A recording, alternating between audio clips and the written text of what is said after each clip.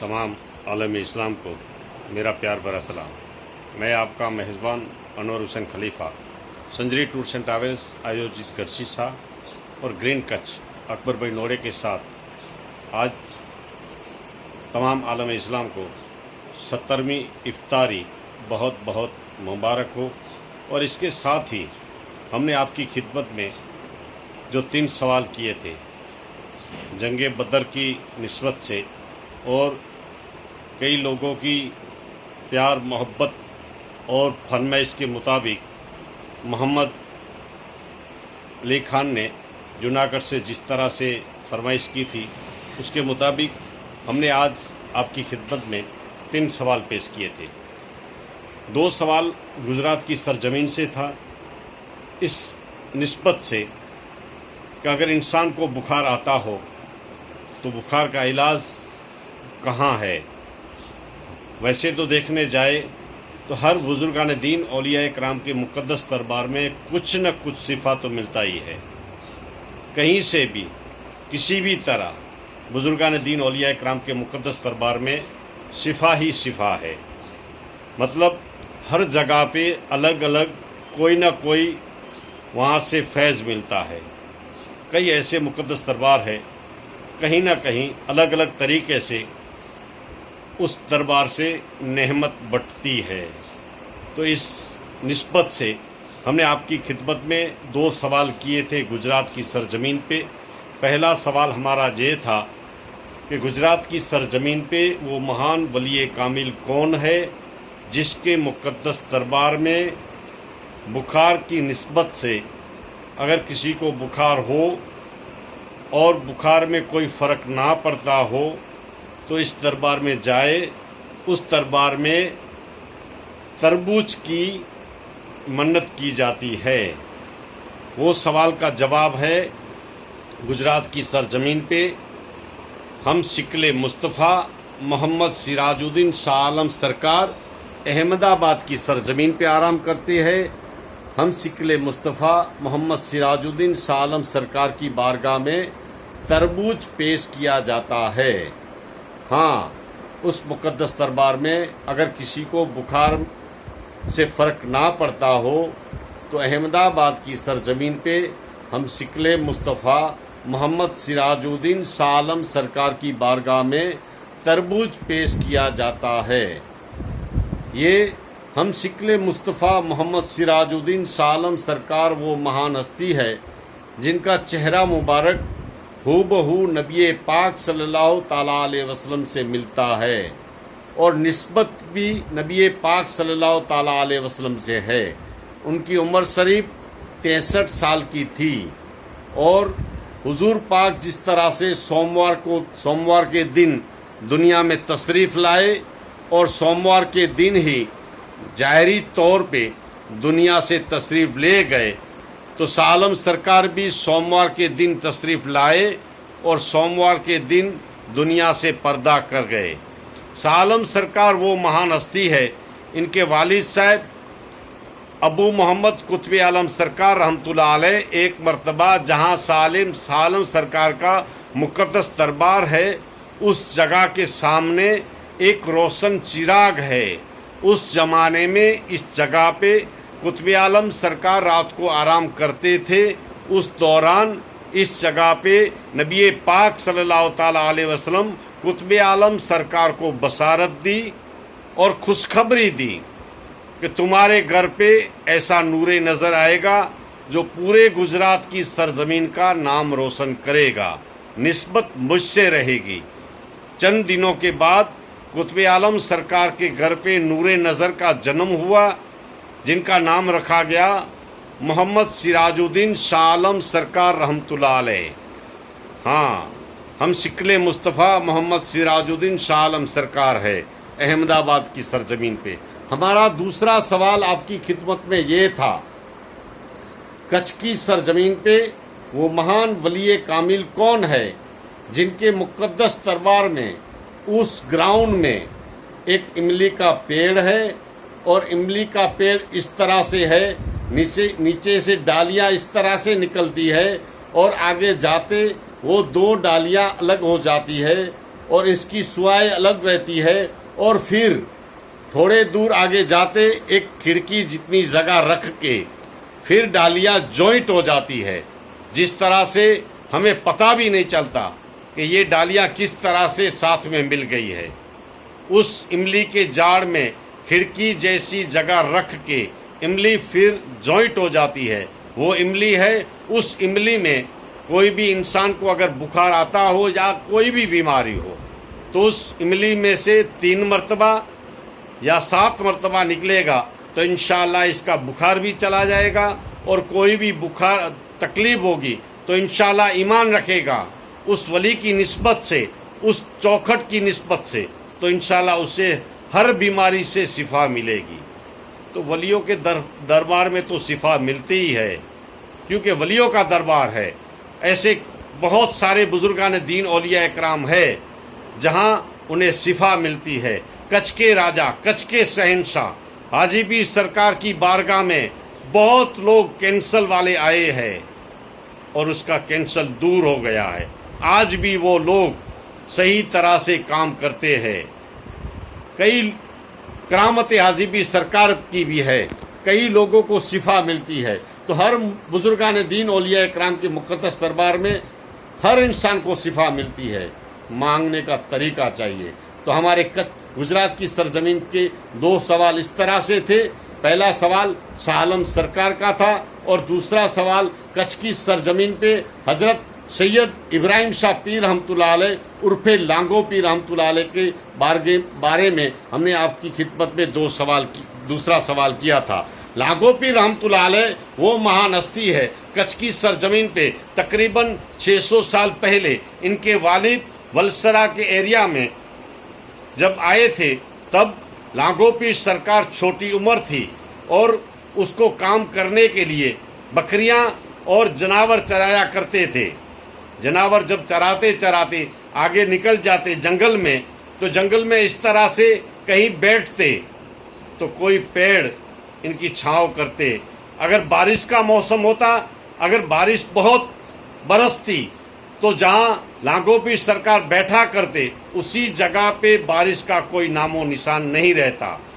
वो जमीन सूखी रहती और इसके आगे 2 फुट आगे 3 फुट आगे बारिश से पानी भरा रहता है। ये करामत लांगो पीर सरकार रहमतुल्लाह अलैह की थी। और इसी तरह दीन इस्लाम की तबलीग भी करते थे और अपना काम भी करते थे। तो वो है महान हस्ती लांगो पीर सरकार रहमतुल्लाह अलैह। आज भी वहाँ बहुत सारी करामतें जारी है।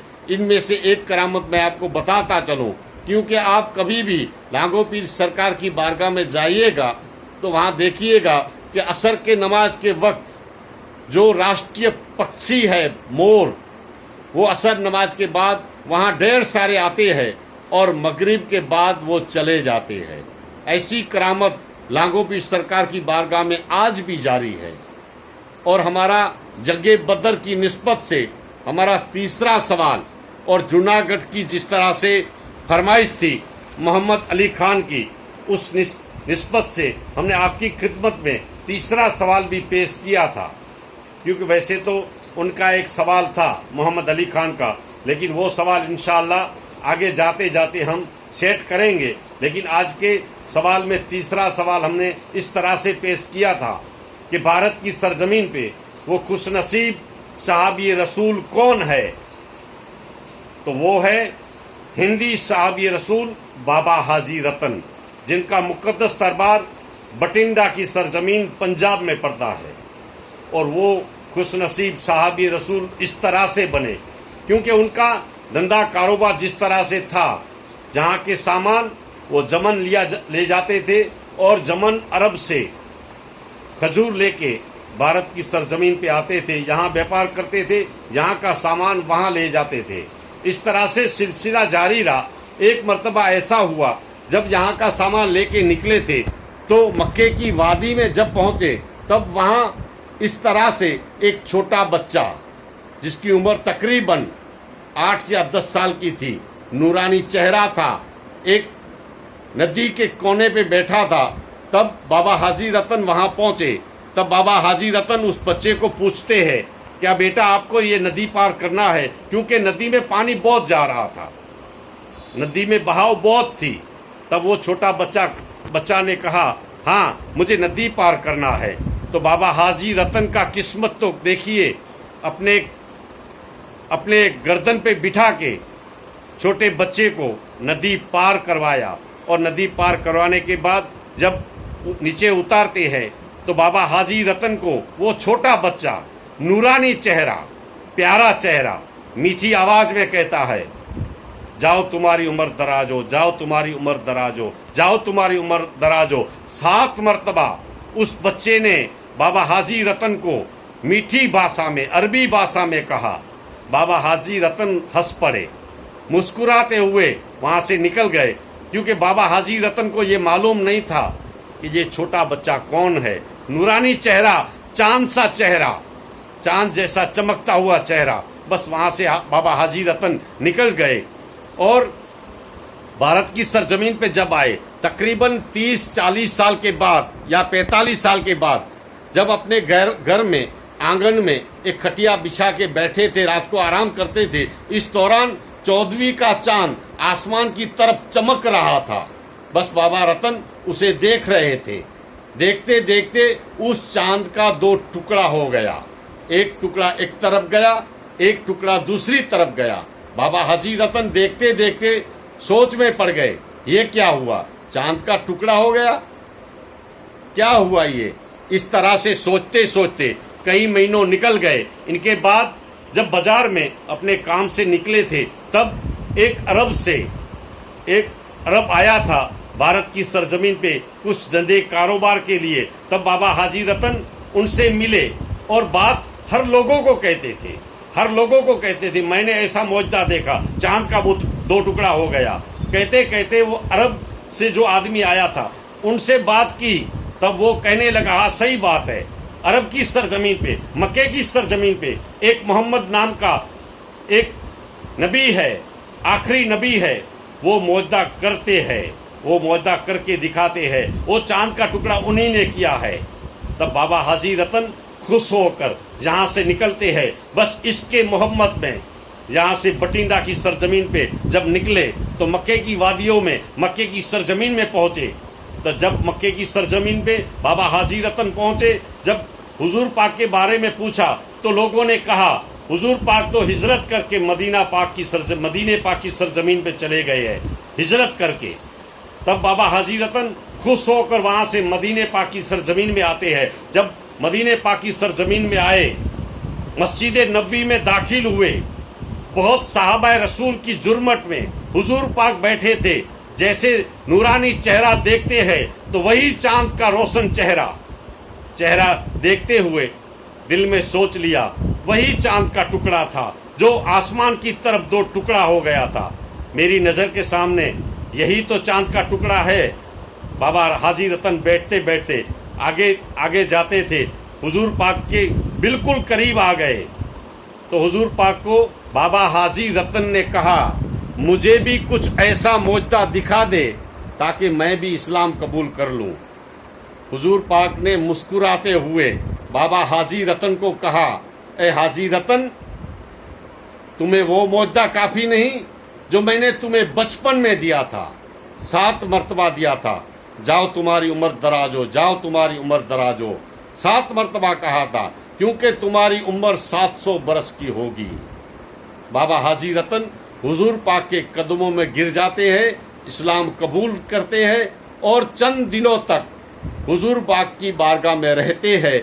और जब वहां से हिजरत करके हिंदुस्तान की सरजमीन, भारत की सरजमीन की तरफ निकलते हैं, तो उस्मान गनी ने, अमीरुल मोमिनीन सैयदना उस्मान गनी ने एक ऊँटनी अता की थी और ऊँटनी बाबा हाजी रतन को दी थी, जाओ तुम्हारे सफर में तुम्हें काम आएगी। बाबा हाजी रतन वो ऊँटनी लेकर भारत की सरजमीन पे आए, बठिंडा की सरजमीन पे आए। जब बठिंडा की सरजमीन पे आए तो अल्लाह पाक ने उसी ऊँटनी को ऐसी जबान दी, बाबा रतन को कहा, ए बाबा हाजी रतन, मैं उस्मान गनी की ऊँटनी हूँ, मुझे मरने के बाद जंगल में मत फेंकना, मुझे भी दफन कर देना। आज भी बाबा हाजी रतन के मुकद्दस दरबार के पास ही ऊँटनी को दफन किया गया है।